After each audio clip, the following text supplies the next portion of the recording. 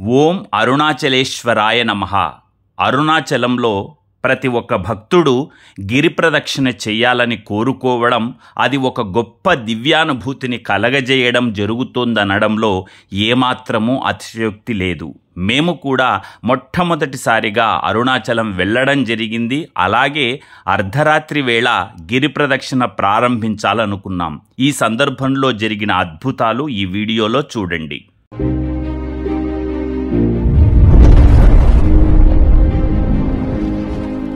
ఓం అరుణాచలేశ్వరాయ నమః. మనమిప్పుడు చూడబోయేది సూర్యలింగం అండి. సూర్యుడు ఒకసారి తన తెంపరితనంతో తేజస్సును కోల్పోయాక తిరిగి ఇక్కడికి వచ్చి తపస్సు చేసి తన తేజస్సును తిరిగి పొందాడు అని మనకు పురాణాల ద్వారా అవగతమవుతోంది. అలాగే ఈ ఆలయం దగ్గర కూర్చొని ఆదిత్య హృదయం గనక ఒక్కసారి చదువుకుంటే కొన్ని వేల సార్లు చదువుకున్న ఫలితం లభిస్తుంది అని అంటారు. చూస్తున్నారు కదండి, ఈ గిరి ప్రదక్షిణ చేస్తున్నటువంటి ఈ మార్గ మధ్యంలోనే ఇక్కడ చాలామంది శిల్పకారులు అద్భుతమైనటువంటి దేవతా శిల్పాలను రూపొందించడం జరుగుతోందండి. రోడ్డుకి ఇరువైపులా ఈ ప్రాంతంలో అనేక శిల్పాలని చక్కగా రూపొందించారు సృజనతో ఈ శిల్పకారులు. ఇక్కడ నుంచి చూడండి, అరుణగిరి మనకు ఎలా కనిపిస్తుంది అంటే వినాయకుడి రూపంలో కనిపిస్తుంది. ఆ తల అలా కిందికి చూస్తే అది తొండము, ఇటువైపు చెవి. నిజంగా ఇక్కడ నుంచి మనకు గిరి ఇలా కనిపిస్తుంది. చాలామంది ఇక్కడ వినాయకుడి రూపంలో కనిపిస్తున్న గిరికి దండం పెట్టుకుంటారు. మనకు అనేక చోట్ల అలా వెళ్తున్నప్పుడు గిరి అనేక రకాల్లో కనిపిస్తుంటుంది. 2 గిరులు కనిపిస్తుంటాయి. దాన్ని శివశక్తి అని అంటారు. అంటే శివుడు పార్వతి అన్నమాట. అదిగో చూడండి, ఇలా 2 రకాలుగా కనిపిస్తే శివశక్తి స్వరూపము అని అంటారు. అరుణగిరి రకరకాలుగా మనకు దర్శనమిస్తూ మనకు ఆశీర్వదిస్తూ ఉంటుంది. ఇక్కడ చూడండి, బస్సు షెల్టర్ లాగా ఉంది, సిమెంట్ చెప్టాలు కూడా ఉన్నాయి. అనేక మంది సాధువులు ఇక్కడ ఉంటారండి. వాళ్ళు ఏదైనా అడిగినప్పుడు మనం దానం చేయాలి, అంతే తప్పించి మనల్ని ఎవరు ఏ రకంగానూ ఇబ్బంది పెట్టరండి. మనం ఇలా ముందుకు వెళుతూ ఉంటే మనకు అష్టలింగాలు ఇందాక చెప్పినట్టుగా చూసినాం కదండి, సూర్యలింగం, అలాగే ముందు చంద్రలింగం కూడా దర్శనమిస్తుంటాయి. ఆ తర్వాత పంచభూత నందులు కూడా దర్శనమిస్తాయి. గణేశుని ఆలయాలు, సుబ్రహ్మణ్య స్వామి ఆలయాలు, అమ్మవారి ఆలయాలు, ఇలా అనేక ఆలయాలు కనిపిస్తుంటాయి. నేను ముందు వీడియోల్లో చెప్పాను, గిరి ప్రదక్షిణలో సుమారు ఒక 50 ఆలయాలను మనం దర్శించుకోవచ్చు. కొన్ని అలా చూస్తూ వెళ్ళిపోతూ ఉంటామండి. ప్రతిదీ దర్శనం చేసుకోవడానికి కుదరదు. ఎందుకు అంటే గిరిని మనము ఎక్కువ శాతము ఖచ్చితంగా ఎడమవైపు నుంచే చేయాలి. ఎందుకు అంటే కుడివైపు నుంచి ఈ యొక్క దేవతలు, కొంతమంది సిద్ధ పురుషులు సూక్ష్మ రూపంలో కుడివైపు ప్రయాణం చేస్తూ ఉంటారట. అందుకని మనం వాళ్లకు ఎదురు వెళ్ళి ఇబ్బంది పెట్టకుండా మనం ఎడమవైపు చెయ్యాలన్నమాట గిరి ప్రదక్షిణ. ఇక్కడ చూడండి, మరొకసారి బోర్డు కనిపిస్తుంటుంది. ఈ గిరి ప్రదక్షిణ 14 కిలోమీటర్లలో మనకు అక్కడక్కడ ఇలా తారసపడుతూ ఉంటాయి. తరువాత మనం చూడబోయేది వరుణలింగం అండి. వరుణలింగం రాగబోతోంది. అంటే ఇక్కడికి దగ్గరగా ఏ ఆలయం ఉంది, ఎన్ని కిలోమీటర్లు వచ్చాము, ఇంకా ఎన్ని కిలోమీటర్లు మనం గిరి ప్రదక్షిణ చేయాల్సి ఉంది అనేటివి కూడా ఆ సంకేతంగా ఆ యొక్క ల్యాండ్ మార్క్ లాగా అందులో కనిపిస్తూ ఉంటుంది. ఇది వరుణలింగం అండి. ఈ యొక్క వరుణలింగం యొక్క ఆలయానికి శనైశ్చరుడు ఇక్కడ అధిదేవత. ఇక్కడ మనకు ఏమైనా సమస్యలు ఉంటే అవన్నీ గనక చెబితే ఇక్కడ తీర్చే శక్తి ఈ శివలింగానికి ఉంది. ఇక్కడ గనక అభిషేకం చేసినప్పుడు ఆ శివలింగానికి ఆ జలాన్ని గనక స్వీకరించినట్లయితే వ్యాధుల నుంచి ఉపశమనం కలుగుతుంది అని అంటారు. ఇది వరుణలింగం అండి. అష్టలింగాలలో వరుణలింగం కూడా ఒకటి ఉంది. అష్టలింగాలలో లేని ఆలయాలు ఏంటి అంటే ఒక సూర్యలింగము, ఒక చంద్రలింగం. ఆల్రెడీ మీరు సూర్యలింగం చూడడం జరిగింది. ఇది వరుణలింగం. అయితే ఇప్పుడు మనం చూస్తున్నది వజ్ర వారాహిమాత ఆలయం అండి. గతంలో ఒక వారాహిమాత ఆలయం చూసాము. ఇక్కడ మీరు చూడబోయేది అమ్మవారు వజ్ర వారాహిమాత. లోపల ఉన్నారండి, అమ్మవారిని మీకు చూపిస్తాను. దండం పెట్టుకోండి. అమ్మవారు ఎంతో శక్తివంతమైన దేవత. మన కోరిన కోరికలన్నీ తీర్చే కొంగు బంగారంగా విరాజిల్లుతున్న అమ్మవారు వారాహిమాత. నేను వారాహిమాత మీద ప్రత్యేకంగా భవిష్యత్తులో మరో వీడియో చేస్తానండి. అప్పుడు అమ్మవారి గురించి మీకు వివరంగా తెలియచేస్తాను. చూస్తున్నారు కదా, ఇక్కడ నుంచి కూడా గిరి ఎంతో అద్భుతంగా కనిపిస్తోంది కదండి. మనం ఇప్పుడు ఒక శక్తివంతమైన ఆలయానికి వెళ్తున్నామండి. ఈ యొక్క అరుణాచలం వచ్చిన వాళ్ళు ఖచ్చితంగా ఈ ఆలయాన్ని దర్శించుకోవాలి. ఇదే ఆది అన్నామలై ఆలయం అండి. నిజంగా ఈ ఆలయము ఎంత శక్తివంతమైనది అనడానికి మీకు ఒక ఉదాహరణ చెప్తాను.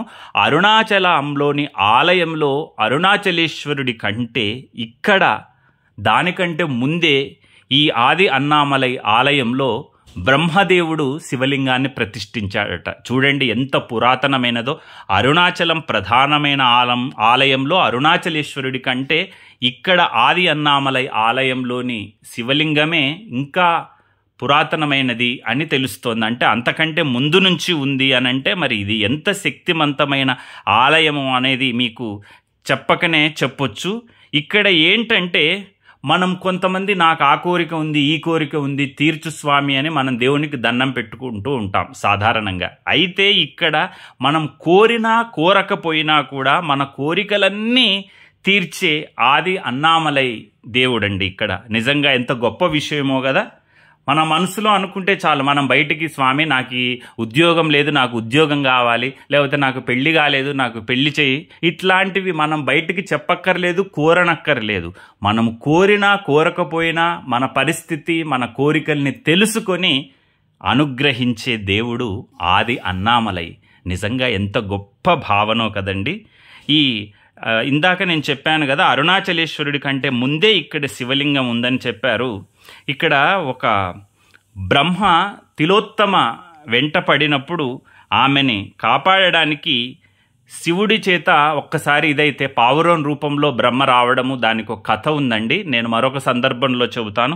ఆ పరిస్థితుల్లో బ్రహ్మ మోహ విముక్తి కలిగిందన్నమాట. ఇక్కడ బ్రహ్మకు ఈ యొక్క తిలోత్తమ మీద మోహం కలిగినప్పుడు ఆ బ్రహ్మకు మోహ విముక్తి శివుడు కలిగించాడు ఇక్కడ.